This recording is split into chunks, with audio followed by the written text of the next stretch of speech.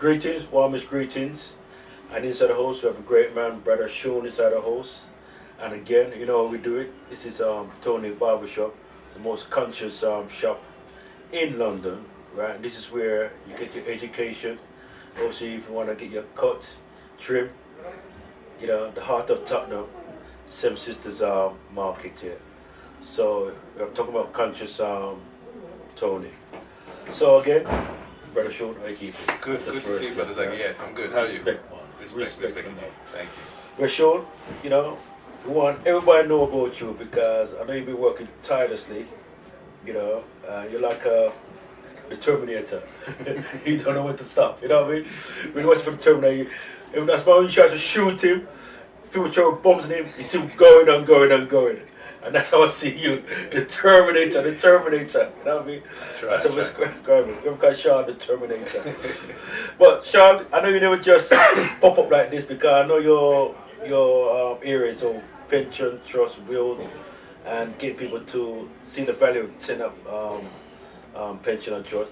But how did the whole thing started for you? Where your journey started from? For me, when I look back, you know, it's easier to look back, isn't it? Mm-hmm. And reflect on where you are now by looking backwards. For me, I think it started when I was quite young. My father passed away when I was 18 years old, and you know, that put me through some challenges. You know, grieving from a young age. Then nearly lost my own life at about the age of 19, and that put a real perspective on things. And from there, my girlfriend at the time told me, look, I really got to just try and do some positive things. So I went to university, done a business degree, and then started working in the in the corporate sector. Right. And started to get involved in property and property investments and so on. And that then led me down the road of trusts and pension trusts and different types of legal instruments to help protect what you have. Right. And that's really how I end up being here now today, I think. Okay. But as we're talking about your thing about trust, why is it important for us to have a trust? Why? I want people to understand why we need to have a trust. Well, the first thing is when you own assets and you have worked hard for what you've got, it's important, and in fact it's imperative to make sure that what you have is secure and protected, not just for yourself, God forbid something happened to you and you're incapacitated, but also if you, God forbid, pass away, that those assets are going to go to your family, to your children, remain in your bloodline, in the most tax efficient way. So trusts are important for many reasons, really, and different trusts serve different purposes. And what you have to always realize and understand is this relates to property law. Property law. All comes under property law. So as a company, we are, our legal partners are regulated by the Solicitors Regulation Authority and the Council for Licensed Conveyancers as well. Okay, because I think it's very important to emphasize this because, excuse me, for example, if we take like the royal family, take something like Prince Charles, who's married to Kate, yeah? And Prince William. Yeah, Prince William. Yeah. I beg your pardon, Prince William, right? Who's married to Kate, right? And if she decided to divorce Prince William, right? There's no way she'll get half of his half of the empire. Absolutely. That wouldn't even happen. So what they have like a bloodline trust in place to protect the assets. Am I right saying that? Absolutely. It's looking at the legal system and understanding how property moves. When I say property, I don't just mean bricks and mortar. I don't just mean a house. I'm referring to everything somebody owns. It's their property. So looking at how those assets move when somebody goes through divorce, bankruptcy, care fees, inheritance tax, all of these things have an impact on the wealth or on the property that the person owns, and therefore by having legal instruments in place, you can better steer and guide where they should go, and down the bloodline, really. I mean, care fees is a good example because what you find that when your parents are elderly, just an elderly age, and have to go into care, what people not aware of that, I mean, when they pass, you know, they take out the will or what money they have, right? They'll pay for that care fee, you know what I mean? Absolutely. So that could be up to what, 30, 50, 75,000 pounds, the case may be. Per year. Per year, you see what I'm saying? Absolutely, yeah. You know? Yeah. So all that money just eat up already. That's right, that's You know? right. And particularly here in the UK where we're going through austerity right now, and care being very much privatised, people don't realise that if they do need care, they have to pay for it. And if they don't have sufficient liquid cash to pay for it, under the 1990 Community Care Act, the local authority, the government have the power to cease and sell your home to pay for your care. Okay. You know, if you've got a property in your name, you've got assets in your name specifically, then those assets will be lost to pay for your care. So in a way, for them, it's like a win-win situation. Well, yes, it is. Because I mean, like I say, if you haven't got the money, you know, the capital to pay for the care, right? And then if you don't have it, they'll still take the money out of your property access and so forth. Yes. That's why it's very important again to have a trust. To have the trust, yeah, absolutely. Have a trust in place, a trust written into the will. Now, property trust, it all depends on how the property is owned. Okay then. So when we meet with a client, we'll understand what their circumstances are and be able to then advise them accordingly based on their circumstances. And it could be that they need a structure that is specific to them. And that structure which is placed together is then tailored to meet their needs. Okay then. In your experience on interacting with people, because I'm gonna ask you now, right? Do you have like challenges where, for example, someone might write out a will, right? And for whatever reason they say they're not happy with the will, or just, you know, I mean, how does one go around that and protect, you know, so both parties, you know what I mean? Because obviously there's got to be where you resign, you have the will, you sign for it, they have a copy, and I imagine they have a copy, and the business, the company have a copy as well, yeah? Are you referring to when we prepare a will, or are you referring to generally? Generally, and when you prepare a will as well. Okay. Because I think that's very important so people understand that. Okay. So, some of the horror stories we hear, so we're talking about generally. Yeah. You know, first thing we have to understand is, a lot of the horror stories we hear, and I'm sure you've heard them, I hear them all the time, every day, where family members are disputing with one another, or so much has been lost in care fees, or executors are not executing the will properly, or, you know, there's horror stories over and over and over again. And what you have to recognize is that many of those horror stories, most of them, still occur, those problems still occur, even though a solicitor had prepared the will. You know, I've got a case at the moment where, for example, the lady who's now deceased had specified in her will and had sat down with a solicitor to prepare the will, to say, look, I want my property to go to my children, and I want a nominal amount of money to be paid out to somebody that person knew, like a friend or something. The solicitor took the instructions for that, and years and years later, the lady passed away.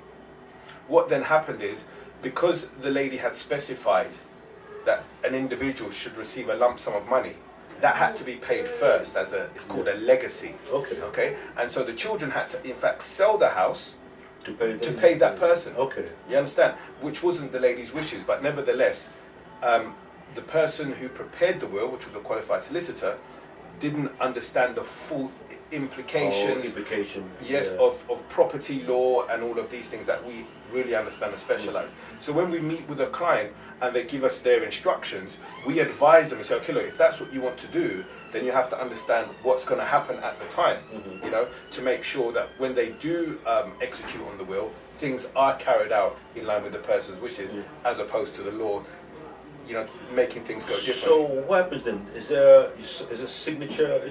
Yeah, so what happens is Yeah. when we meet with a client, Yeah. we take a legal declaration from them. Form, yeah. They specify what they want to express in their will. Yeah. We take the instructions for that. Mm-hmm. We then sign as a company, taking the instructions from the client. Mm-hmm. The client also signs in a few places where we explain, for example, these are the things that we've discussed. These are the things that we're putting in place. These are the things that you're not putting in place, although we have advised you that it's something you should do in the very near future. So it's been agreed upon what services are being executed. They sign, we sign. We also explain when the will comes, how to sign it, how to get it witnessed. They sign that as well. Okay. They also sign the receipt a couple of times, so there's 2 copies of the receipt.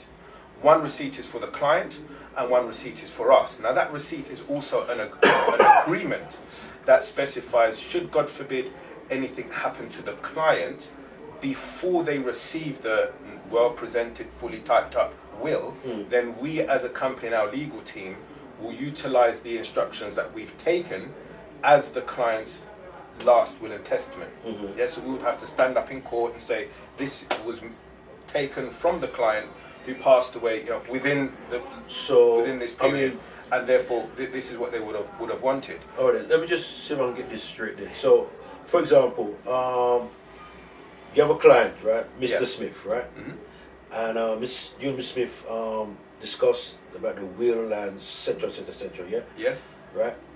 Now then, suppose something happened to Mr. Smith. She passed away, right? You will what? You will Our legal team. your legal team. Our legal team, Yeah. who have the signed instructions. Yeah. We've also signed it, so we're acting like a witness, Mhm. an officer of the law, to So say. how would you know Mrs. Smith? Once Mrs. Smith passed away, you would know she passed away. I mean, That's why we leave them with the receipt and the agreement, and we explain if anything happens, yeah, then this will be used, your documents that you've given us, Yeah. as your last will and testament. yeah. So it would be wise for them. I mean, we're looking at a 28-day period. Okay. Yeah, within 28 days. Mm. So we're saying that we will prepare your legal documents. Yeah.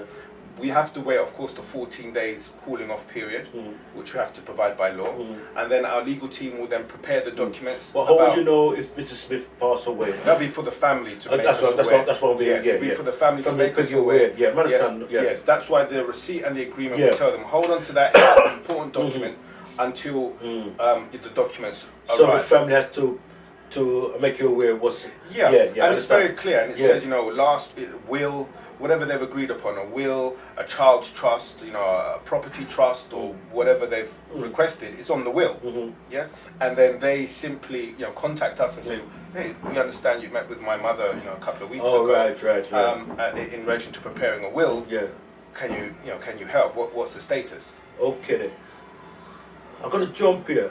I'm gonna talk about what do you got? Prenuptial agreement. Prenuptial agreement. Okay, yes. Right? Because that's another complex. Because when you break things down so simply, right? Why is it important to have that in place? Well, look, if you're going to get married, Yeah. if you're going to get married, you have to understand how the law views that. Okay? And it's important to know that when people sometimes enter a union, they both come themselves as individuals have built up some wealth behind them. When they get married, it can the lines can get a bit skewed. So by having a prenuptial agreement, you basically legally both parties have said, look, if anything happens and we go through divorce, yes, then the spouse is not going to have anything that I have, and he or she is not going to have anything, and vice versa. Yeah. Now, this is important because when you have wealth, and it's not necessarily when you yourself are going through marriage and possibly divorce, it's also your children, because people fail to sometimes forget that you can have assets yourself, they pass on to your children, your children go through divorce, and then the ex-good-for-nothing man has gone off with gone off with half of your child's inheritance. So again, by utilising trusts in particular, that can ensure bloodline wealth. We spoke about the royal family as an example, and William and Kate. But it relates to us as individuals as well. And these services, I mean, they're available to us, and that's what we as a company are really setting out to do. and making these services available to, you know, the everyday person who has the same problems as those very, very wealthy people, because they've worked hard for what they've got. They don't want to see it going literally because their child got divorced, or they go through divorce themselves, or their child is declared bankrupt and they lose everything that they've passed to their child, or inheritance tax and all these things. I mean, looking at inheritance tax, for example, right? You take somebody like Tony Benn, Margaret Thatcher. In the press at the moment, you know, they're talking about the Osbornes and the Miliband's and you know, everybody, the Chancellor of the Exchequer, everybody, you know, is doing something to reduce their tax liability.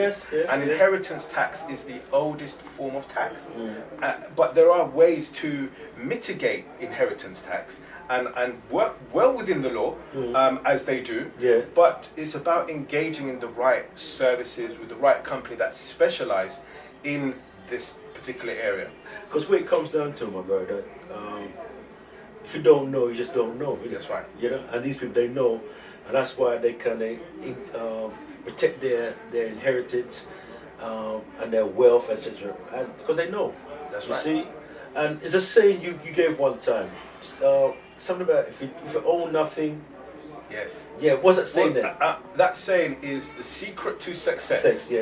Is to own nothing but control everything. Say that again. Say that. Play in the camera. The secret to success is to own nothing but control everything. And that was said by Nelson Rockefeller at the time when he was the vice president of America. Now, that saying came from a mindset. It's a generational wealth mindset, because the wealth that's been passed on through their bloodline, through J.D. Rockefeller back in 1882, I think it was, set up a trust.